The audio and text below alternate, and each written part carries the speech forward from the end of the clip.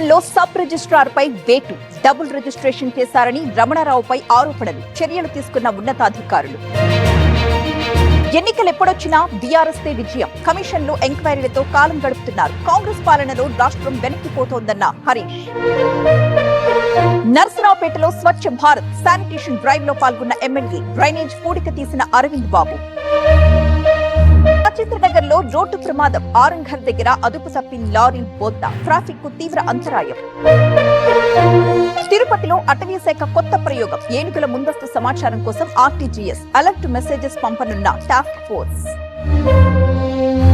చిత్తూరు బ్రాహ్మణపల్లిలో అమానుషం, 11 ఏళ్ల బాలికపై ఒక వ్యక్తి అత్యాచారం, నిందితుడిని అదుపులోకి తీసుకున్న పోలీసులు.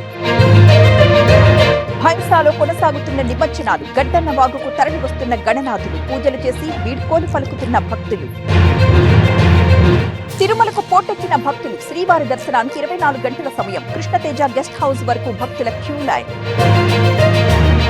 అమిత్ షా, నిర్మలతో భట్టి, తుమ్మల భేటీలు, ఆదుకోవాలంటూ వరద నష్టంపై నివేదన, చేనేత జీఎస్టీ మినహాయించాలని రిక్వెస్ట్. ఇవాళ విశాఖలో చంద్రబాబు 2 నేషనల్ మీడియేషన్ కాన్ఫరెన్స్ లో పాల్గొనబోతున్న సీఎం, అరకులోయ ఏజెన్సీలో పర్యటించనున్న పవన్ కళ్యాణ్. ఢిల్లీ వెళ్లిన నారా లోకేష్, ఇవాళ ప్రధాని మోదీతో సమావేశం, ఏపీ అభివృద్ధిపై చర్చించే అవకాశం.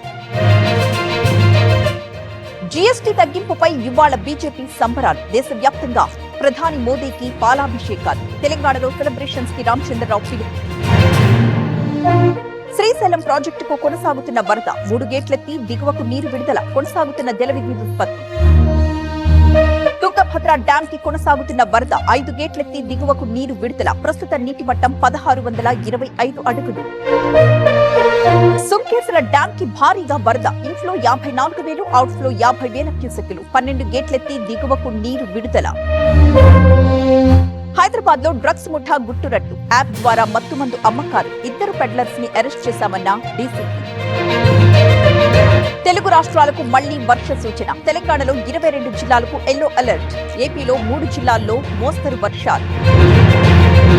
జీఎస్టీ సంస్కరణలతో దీపావళి గిఫ్ట్, నిత్యావసరాల ధరలు తగ్గుతాయన్న మోదీ, స్వదేశీ వస్తువులనే వాడాలంటూ పిలుపు. ఉగ్ర రూపంతో ఢిల్లీ విలవిల, కశ్మీర్లో ఉప్పొంగిన జీలం నది, వేల మంది తరలింపు, సహాయక చర్యల్లో ఆర్మీ.